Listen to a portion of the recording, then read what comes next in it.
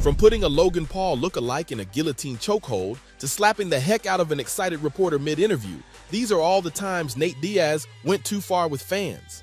Let's start off with his night of drama at the ex-EULA Convention Center, where the MMA superstar was supporting his boy Chris Avila at Misfits Boxing 6.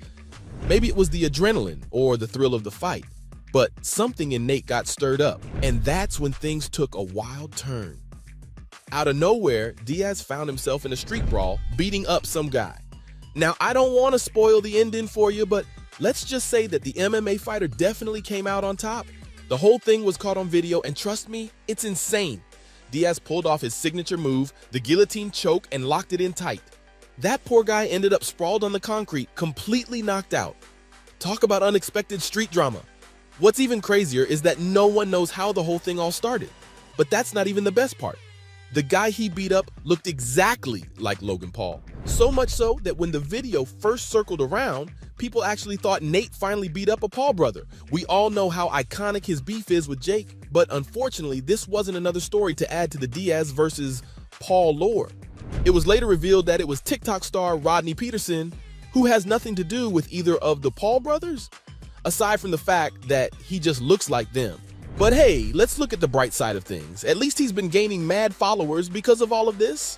Now, the video's been making rounds on the internet, but I think what most of you want to know is what happened in the aftermath. And oh man, where do I even start? Jake Paul actually made a sarcastic response video advising anyone who looks like a Paul brother on how to escape a guillotine choke by a certain MMA fighter because the streets aren't safe for them. He didn't drop any names, but we all know it's none other than Nate. The incident even got the man himself Dana White talk. There's this footage of him sitting around at a poker table when someone showed him the video. He looked pretty shocked, and his first question was if Nate finally knocked out Logan.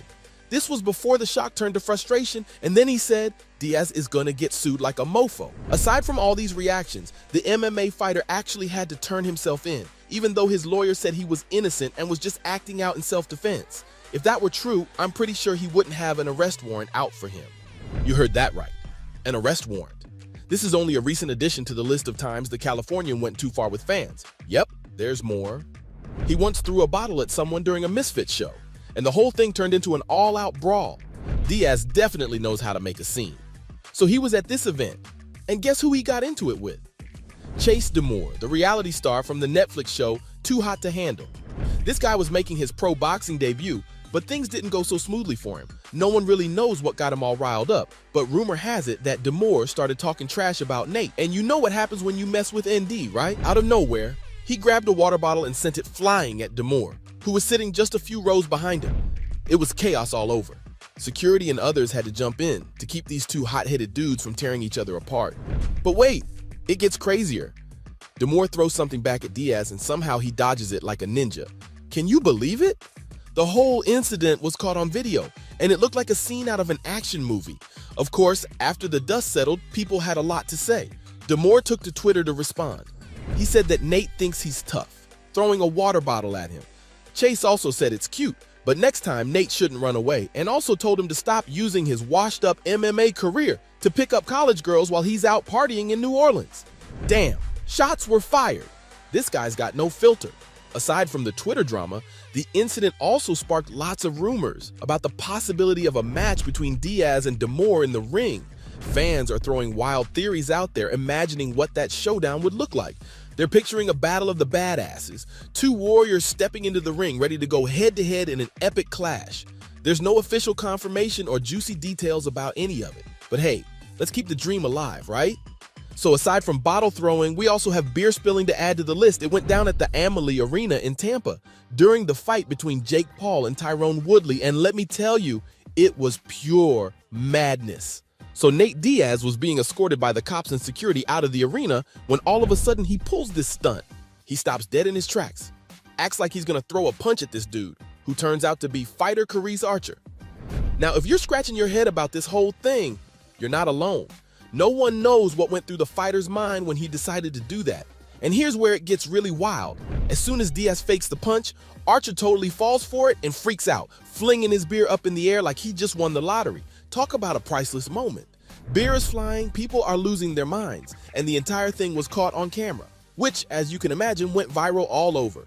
Security jumped right in to prevent things from spiraling out of control. They kept both the fighters separated, trying to make sure this wild moment wouldn't turn into an all-out brawl. Archer might have been surprised in the heat of the moment. I mean, who wouldn't be?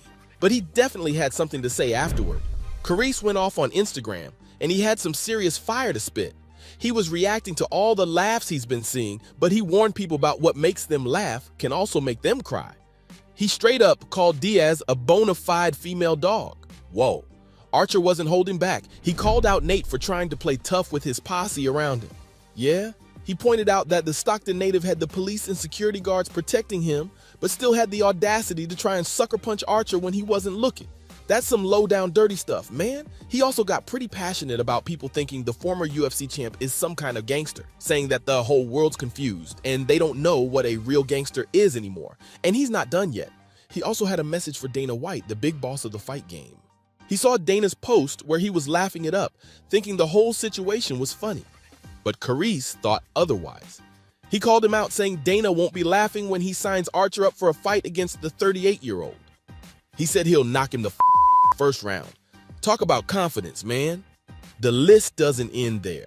We also have that one time when Nate slapped an innocent reporter.